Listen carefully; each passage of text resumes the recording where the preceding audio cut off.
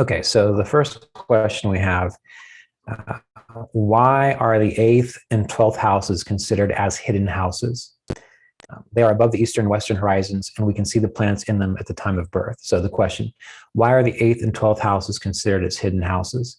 And here's a wonderful chart that the questioner presented, which is lovely. Um, and the question is, why are they hidden? Because they are above the horizon. And those of you who don't know, hopefully you do, when we're looking at, from the first house to halfway through the 7th house, second, third, fourth, fifth, sixth, and so on, that is below the horizon. Meaning, if you were to make a chart right now, all the planets that are below the horizon, they would be falling in the second, third, fourth, fifth, sixth, and part of the 7th and part of the 1st house potentially. Now, the other planets, the ones that are up in the sky that you can actually see right now, if you were to create a chart and go look outside, they would be falling in the 8th, 9th, 10th, 11th, 12th, and so on. It's up there, it's in the sky. So we have to remember that while it is very nice when astrological and astronomical principles coincide so that what you observe kind of matches with what the principle is, it's not always the case. And this kind of applies to the 8th and the 12th house here. The 8th house represents our deeper psychology. It represents the sensitive part of our psyche, where in a sense we store all of our memories and our traumas and our conditionings, all this stuff that's down there that makes you behave the way you behave, but isn't really on the surface.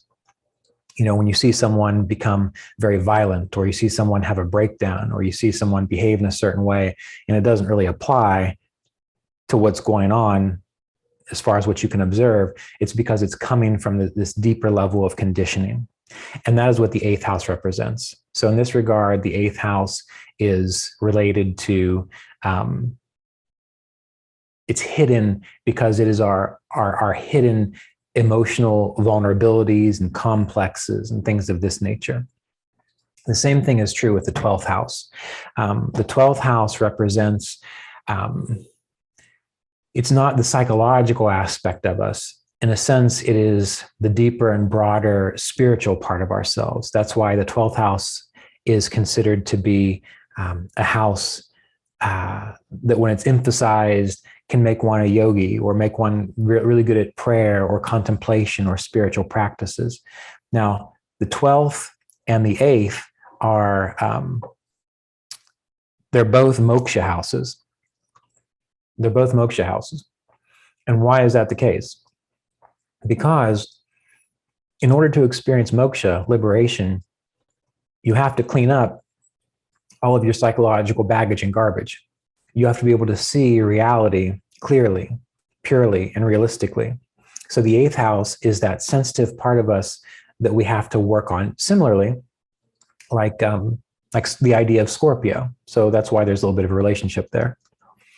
Now, the 12th house, these are, in a sense, the 12th house represents the accumulation of our deeper contemplations, spiritual experiences and beliefs. That's why it's often said to be representative of after death states or deep sleep. So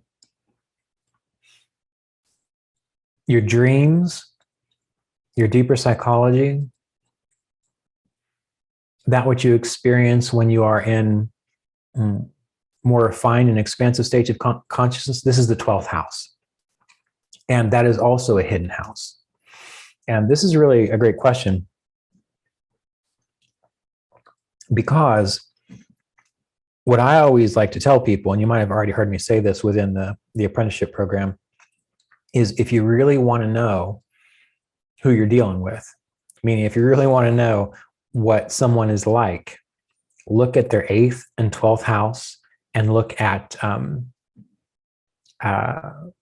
the lords of those houses. Because when things go wrong, when things are about to fall apart, when you need to count on someone, it's the 8th and the 12th house which is going to tell you how are they going to behave. When loss occurs, are they going to be strong and broad-minded and be established in wisdom? Or are they going to become fearful? Are they going to have a real difficulty accepting those kinds of things? And so, yes, many people look at the ascendant and maybe the 10th house or the 4th and the 7th, because these are all, how do people relate? Who are the person in the first house? What kind of work do they get engaged in? What karmas do they do? What is their home life like when they're comfortable? Well, that's fine. But if you want to know what are the real motivations that someone has, I recommend to look at the 8th and the 12th house. And that's not something that is so obvious. That's not something that people can just show to you. In fact, most of us don't even know what those things are unless we've done a lot of inner spiritual work or have done maybe some psychoanalysis or worked with a counselor or therapist. So the simple answer to this question is the 8th and the 12th house, they're hidden houses, not because they are hidden from view. Otherwise, the 2nd, 3rd, 4th, 5th, and 6th would all be considered hidden houses.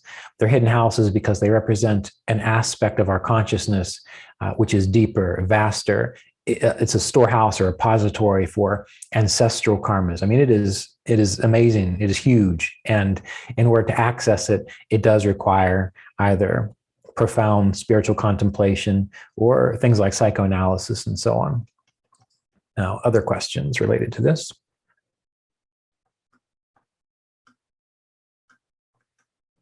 Okay, we have one more question, and hopefully Eloisa is typing.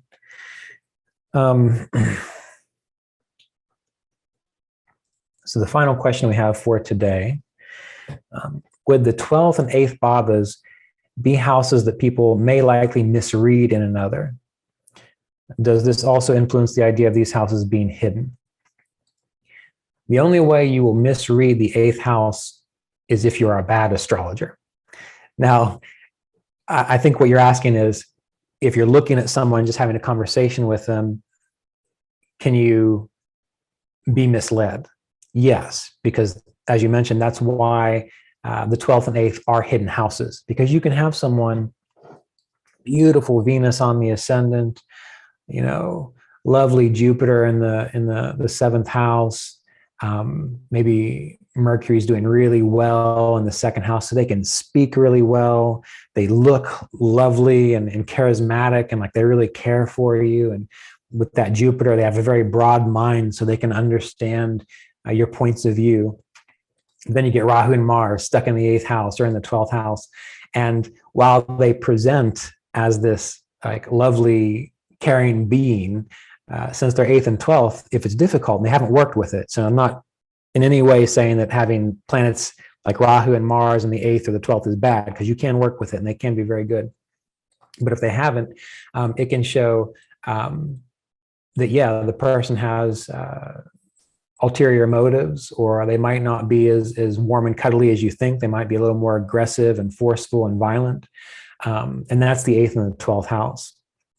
So the 8th and the 12th house typically are hidden when you're just looking at someone, which is why I think when it comes to relationships and doing relationship astrology, it's a great idea to have your, not your compatibility done, but just to sit down with someone and say, let's look at this hidden stuff. Let's figure out if we're going to last through 30 years of your hidden stuff. You know, just really get it out there in the open. All right, let's see, Eloisa.